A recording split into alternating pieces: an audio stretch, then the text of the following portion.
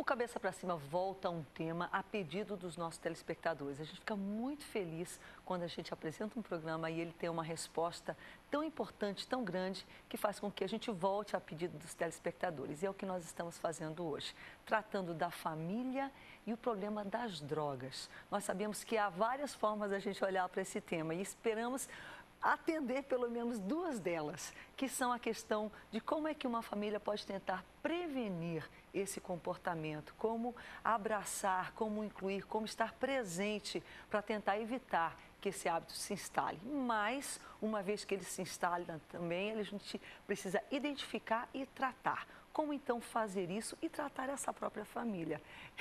É uma grande proposta, né? Nós temos excelentes debatedores e vamos tentar cumprir essa proposta. Nós vamos então ao informativo e voltamos com o debate. O Levantamento Nacional de Famílias dos Dependentes Químicos, feito pela Universidade Federal de São Paulo, divulgou que 58% das famílias com algum usuário de drogas têm afetado a habilidade de trabalhar ou estudar.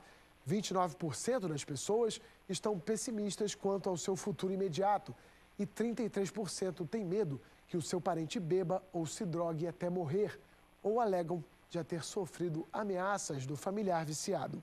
A pesquisa apontou ainda que ao menos 28 milhões de pessoas no Brasil têm algum familiar dependente químico.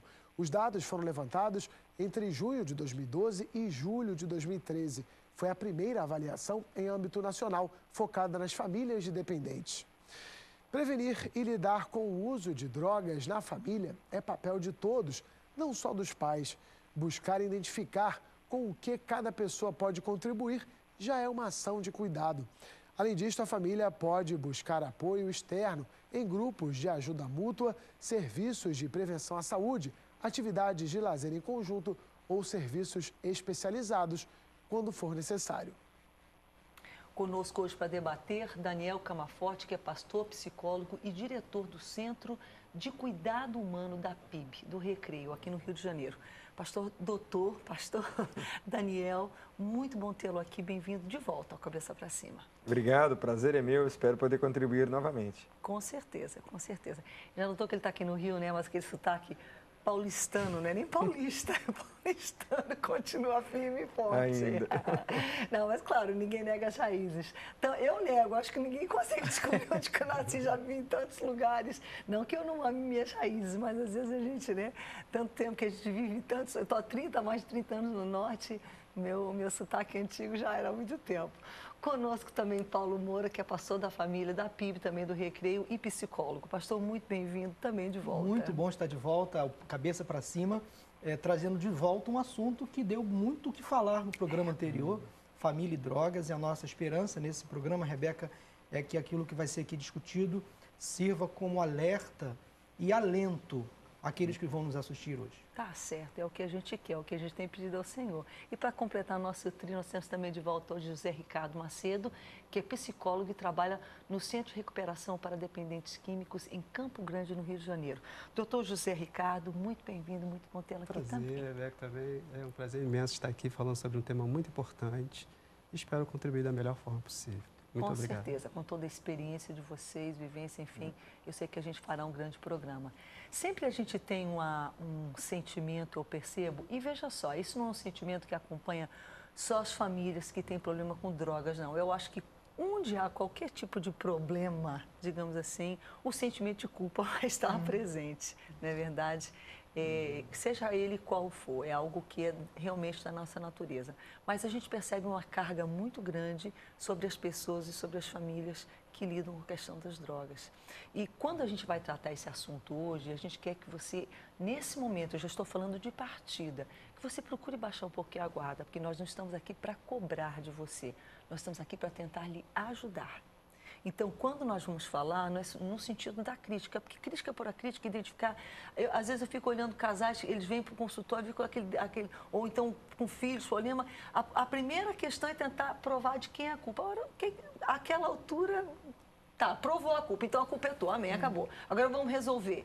Contribui pouco para resolver o problema. Então, eu acho que a questão hoje, claro que às vezes a gente até tem que identificar questões para corrigi-las, mas a questão hoje é a gente tentar direcionar a atenção para um aspecto mais tanto da prevenção quanto da cura. Então, abaixando um pouco a guarda de todos os dramas que todas as famílias têm, de falhas, de sentimento de culpa, porque todas têm, pode ter certeza. Vamos começar da premissa da prevenção primeiro. O que vocês veem como sendo elementos? Porque não existe aquela família perfeita. Ah, não vem? Então isso não é para mim. Não, eu vejo que tem muitos pais e mães até em situação de risco, de situação muito difícil, que conseguem, de alguma forma, criar seus filhos. E não se enganem, não. Às vezes, pais de classe média, classe alta, mas os filhos têm mais risco ainda devido às companhias que andam. Então, o que vocês veem como sendo elementos importantes numa família para tentar colocar uma cerca, proteger aquele jovem, aquele adolescente, aquela criança, por que não dizer, do problema das drogas? O pastor Paulo é um pastor que atua na área de família lá na nossa igreja.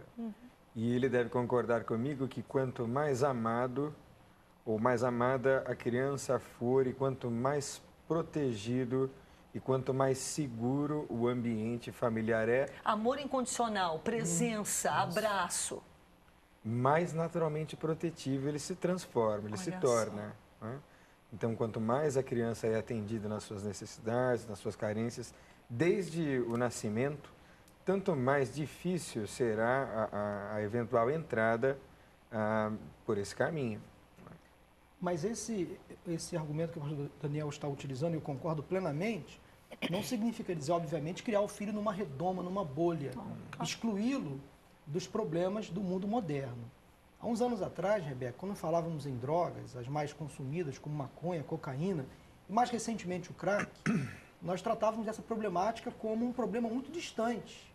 Isso não vai acontecer comigo. Isso nunca vai acontecer na minha família. Muitas famílias falam, nunca sonhei que fosse acontecer com a gente. Então, assim, era o vizinho distante, era aquela pessoa que estava muito longe, era o problema da família que era mostrado na televisão. Mas hoje em dia, a droga bate à nossa porta. Os nossos filhos circulam nas escolas, nos shoppings. A gente pensava antigamente, se meu filho está no colégio, ele está seguro. Hoje não. Infelizmente. Hoje não. Então, assim, se meu filho está na igreja, ele está seguro. É amar o filho, sim, proteger a criança, sim, mas não esquecer que essa criança, esse nosso filho, pequenininho, ele pode ser confrontado com as drogas lícitas e ilícitas fora de casa e às vezes dentro de casa. Então virou um problema quase que de saúde pública. A problemática da droga hoje no Brasil já torna aí um problema quase que incontrolável. Claro. O governo já não sabe mais o que fazer. Mas eu creio ainda, com o pastor Daniel, doutor Ricardo, que a solução está em famílias estruturadas, saudáveis. Uma família relativamente saudável, ela vai conseguir conviver com esse problema que existe de outra forma. Ela vai se proteger, ela vai se cuidar. Os filhos vão crescer debaixo de uma orientação bíblica saudável, sadia, que vai dar a essa criança, esse adolescente, a possibilidade de não se envolver, de não experimentar a primeira dose, de não ceder ao primeiro apelo, porque o grande problema está aí. Ter força pessoal, dizer assim, dizer não, exatamente. Não é comigo. Vão gozar, vão cair, mas pode gozar. E outra coisa importante, né, pastor, é o diálogo, né? Sim. Né, que a gente vê hoje que não existe muito dentro da família, né? Trazer esse filho, mostrar para ele, dialogar, falar sobre a questão, entendeu? Porque o amor é muito importante, mas hoje a gente vê também o distanciamento da família. Doutor Ricardo, eu preciso perguntar, o diálogo começa quando? O diálogo já começa já no início mesmo, quando você percebe já que o adolescente já está começando a mudar, que o adolescente já está começando já a tomar outro caminho, porque... Eu estou falando de diálogo específico no caso, porque o diálogo com diálogo é aquela coisa que tem que fluir desde que tentar desenvolver com o filho.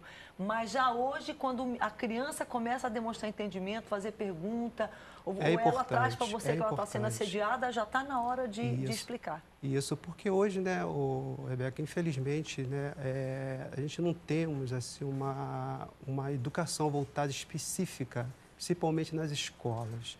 Então, é importante que essa educação já comece dentro de casa, né? Então, é importante os pais estarem abertos a falar com os filhos, colocar para eles, né, a situação do dia a dia, entendeu? Rebeca, eu quero aprofundar a sua pergunta, e aí falando mais como psicólogo agora, na minha concepção, não só como psicólogo, mas como pastor, trabalho com famílias, com muitas gestantes, o diálogo começa no ventre. Exato. Ainda quando o filho está em formação, ali ele começa a receber os primeiros sinais de afeto, de proteção, de cuidado dos seus pais. Pode parecer uma coisa assim, peraí, que é isso? O filho não tem noção do mundo externo. Tem sim, ele responde. Responde a emoções, sim, isso é comprovado. Então, o cuidado com os filhos, a proteção começa ainda na formação. É aquele cuidado especial da mãe e do pai. Por isso que a família é relação heterossexual entre um homem e uma mulher que gera uma criança. E ali começa o afeto, a presença masculina, a presença feminina. Cada um com um papel, com um pendor, com um direcionamento. Com certeza. Eu lembro muito bem como se fosse hoje. Meu filho tem 14 anos, eu tenho um casal de filhos. Mas quando eu chegava em casa, depois de um dia de trabalho, quando meu filho ouvia a minha voz, ainda na barriga da minha esposa, ele começava a se mexer. Eu achava aquilo um absurdo, estranho. Como é que uma criança, ao ouvir a voz de um pai, e todas as vezes que eu chegava em casa, meu filho ouvia a minha voz, ele começava a se mexer. Isso não era coincidência. Paulo, eu quero pegar um gancho, porque hoje de manhã, no nosso Centro de Cuidado Humano, nós fizemos uma palestra falando sobre a severidade e a estruturação da dependência química ou de comportamentos impulsivos e compulsivos. Pronto. Então, eles, portanto, são, às vezes, perdão de lhe interromper, mas só para deixar bem claro para quem está assistindo. Okay. Você falou estruturação. Então, são coisas que, às vezes, são construídas. Da forma que a gente constrói coisas positivas, a gente pode também criar, construir, instalar em nós hábitos negativos e destrutivos. O ser humano talvez seja o animal mais desprotegido quando nasce. Ele é completamente dependente da mãe e do pai. Precisa do seio da mãe. Por exemplo, nos Estados Unidos tem uma prática entre pediatras em que a mãe é levada a abandonar o filho chorando no quarto até que ele se condiciona e não chora mais, para não atrapalhar o sossego dos pais. Ai, essa tática. Nos Estados Unidos nós temos também um dos maiores índices de autismo do mundo. Então, o que se estruturou nessa fase muito precoce, logo do nascedouro, foi uma ausência, uma lacuna afetiva. Um rompimento. Isso vai repercutir lá na frente, né, pastor Daniel? Mais à frente, o sujeito vai querer um pirulito de crack, uma mamadeira de cocaína. Então, quando eu digo que amor e proteção e cuidado e carinho, é desde o nascimento e desde antes. Não é dinheiro que compra, isso qualquer pessoa, só a pessoa pode dar. Agora, muito precisa dizer, tá? Então, essa palestra é bem interessante porque ela fala da estruturação da dependência química ao longo dos estágios de desenvolvimento. Mas todo o amor do mundo, todo o carinho, toda a atenção, toda a proteção, etc., não é vacina contra a dependência química. Não. Tem um outro elemento que é um fator neuroadaptativo, tem uma reconfiguração que você faz no cérebro quando você usa droga. Droga dá prazer, a gente gosta de sentir prazer. É psicológica, é física, é toda uma... Tudo. E aí, se você recebeu muito cuidado, muito carinho, muita afetividade, a sua dependência química será menos severa e melhor tratável. Você tem um prognóstico melhor. Portanto, até essa ligação. Sim, sem dúvida. Que coisa. Quer um exemplo disso? População de rua.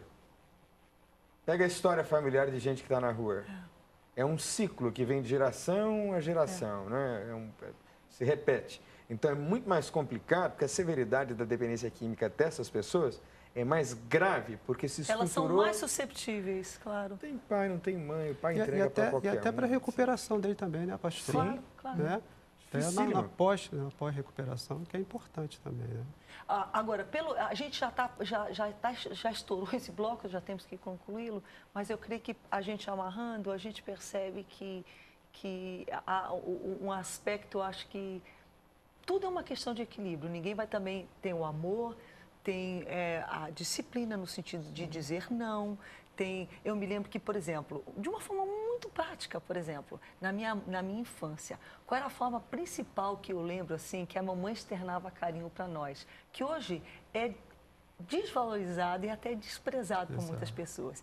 É que a mamãe era aquela pessoa que ela tomava em prazer em preparar as nossas refeições. E ela botava aquela comida na nossa frente, aquele pratinho de comida quente, eu me lembro assim, olhando para ela, e ali eu me sentia tão, tipo, a mamãe gosta de mim, a mamãe cuida de mim.